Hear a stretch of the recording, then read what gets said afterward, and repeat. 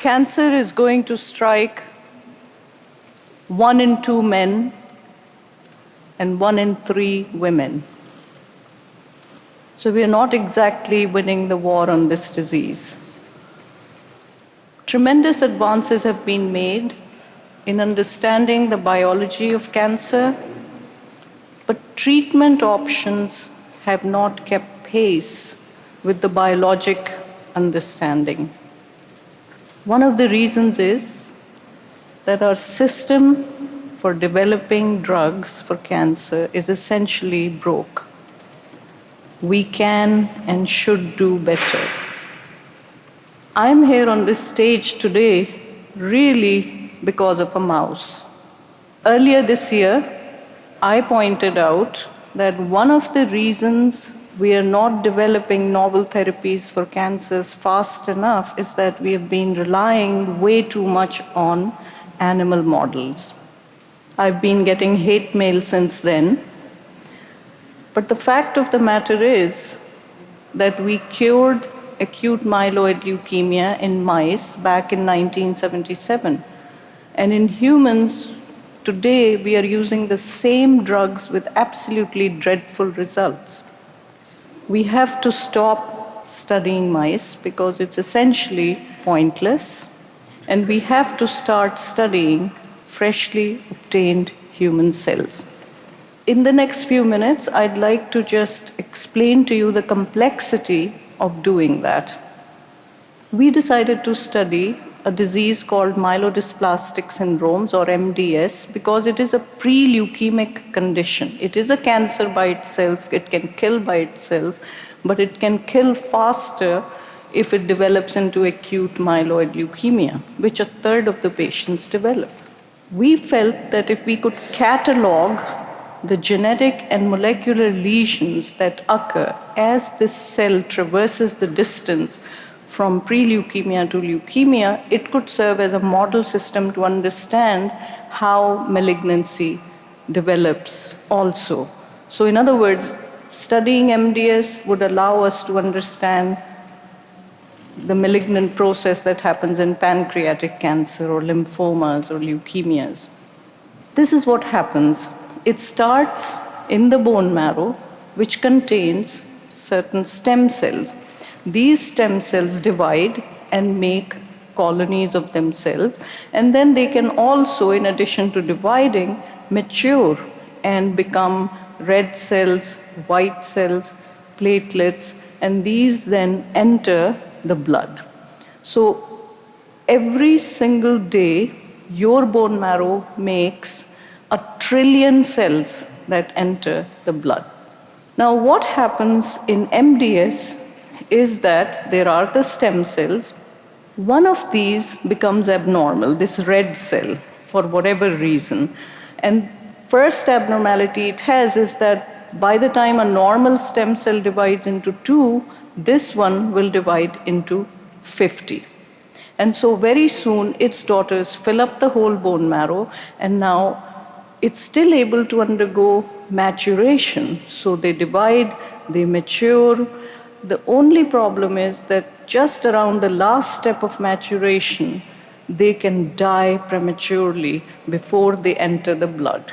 So what happens is that blood counts begin to fall, and fewer cells are entering the blood. So the patients develop anemia, they develop low white count or low platelets.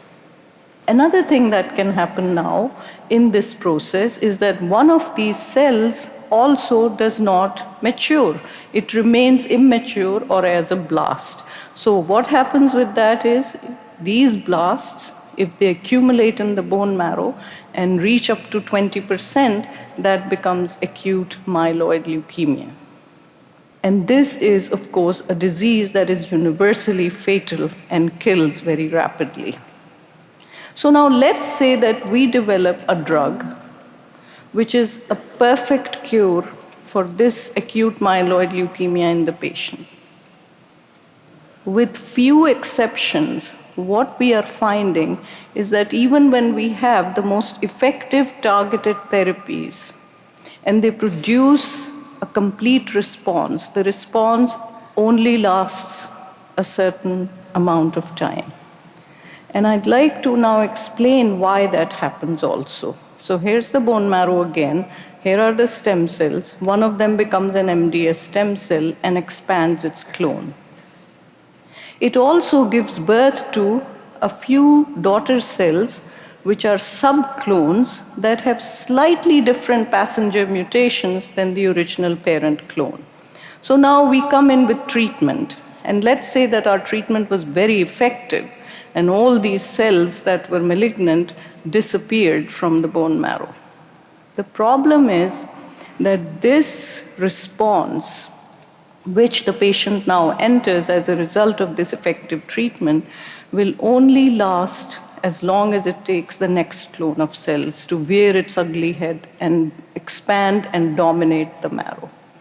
So this way, there is an sequential activation of clones, one after the other, and you have to keep up with each. This is why it's so complex to treat cancer. So you could then ask me, well, if it's so complex, how many drugs are you going to have to develop even for the same patient going longitudinally?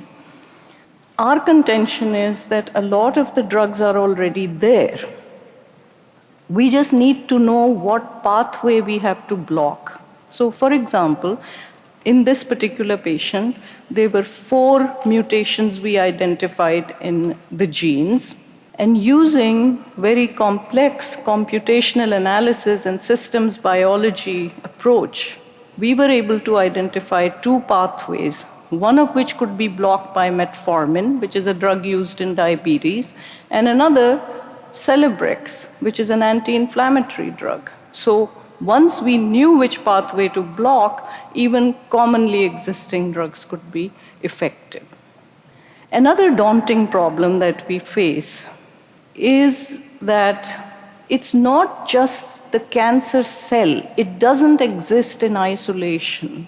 It exists in a soil, in a microenvironment which is feeding it. And again, now I'd like to show you what that is. Multiple mutations can come one after another, and then the bone marrow microenvironment playing a role here. So once again, you have the cancer cell, it expands itself and becomes this clone, gives birth to certain subclones, daughter cells.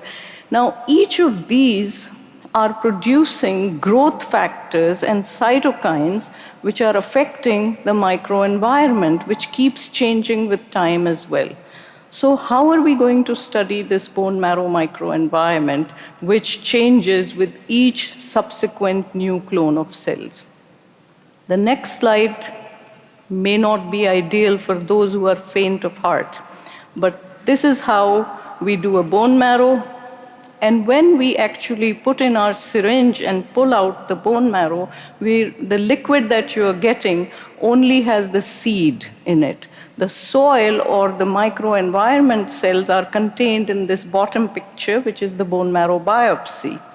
So in other words, what I'm saying is we have to study everything. We have to study the cancer cells and as well as their microenvironment. 3 decades ago, when I decided to dedicate my life to the study of this illness, I also decided to start saving cells on my patients. I started when I was 28 years old, which is 100 years ago, and now we have a tissue repository which has over 50,000 samples, which is collected over 3 decades. It's not just one of the richest, but it's definitely the oldest in the country. And why is that important? Because it gives us the luxury of having that perspective. Why did one patient take 14 years to go from pre-leukemia to acute leukemia, whereas another one took 3 months to do so? What molecular genetic events characterize their unique diseases? So we really have to give up studying mouse models. We really have to start studying humans. We have to take advantage of what we have, especially historically available. Art is I. Van Gogh could stand and paint the starry nights by himself, but science is we. We all have to work together.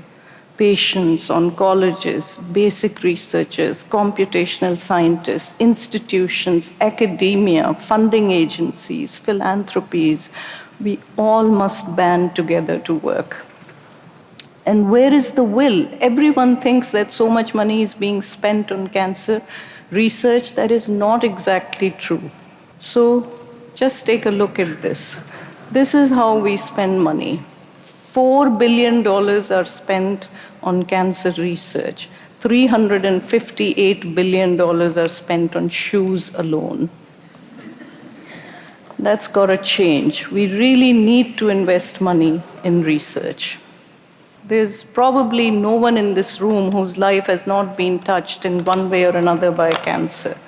So to end, I'd just like to read a short paragraph written by this little girl whose picture you see here. My father died of leukemia.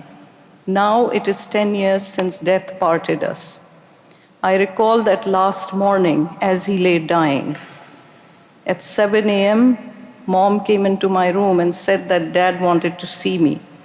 I ran into his room with the sinking, instinctive certainty of an 8-year-old that all was not well, only to find him sitting up in bed, smiling and stretching his wasted arms out to hug me.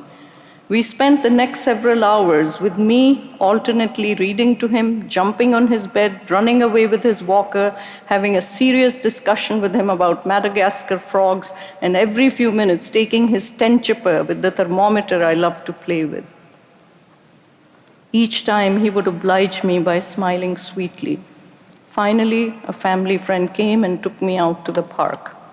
This was the last time I would see my father. He died less than 2 hours later. It was only after several years that Mom told me how Dad had woken up at 5 that morning, bleeding from multiple sites, and being the oncologist that he was and director of the cancer center, calmly informed my mother that he was going to die that day. After she cleaned him up and changed his dressings around the port, all he wanted to do in those last hours was to spend time with the family, even as he got more and more short of breath and his lungs filled up with blood. Dad calmed himself in those last hours by watching me play, listening to me chatter on, reading and discussing biologic facts about my pet frogs. The perfect example of amor fati, love of fate. Dad truly lived up to this concept of amor fati, defined by Nietzsche as the meaning of life is to do well what must be done. And the one thing he definitely did well was to die with dignity. Ladies and gentlemen, that young girl is my daughter, and that is my husband. Thank you.